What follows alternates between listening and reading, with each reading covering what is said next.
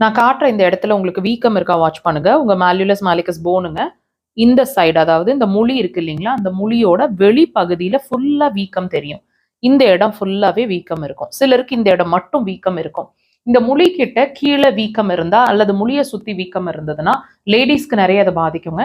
இந்த வீக்கம் இருந்ததுன்னா கர்ப்பப்பை சார்ந்த பிரச்சனை இருக்கு அல்லது வரப்போகுது இன் ஃபியூச்சர் அப்படின்றதுக்கான ஒரு சிம்டம் இது.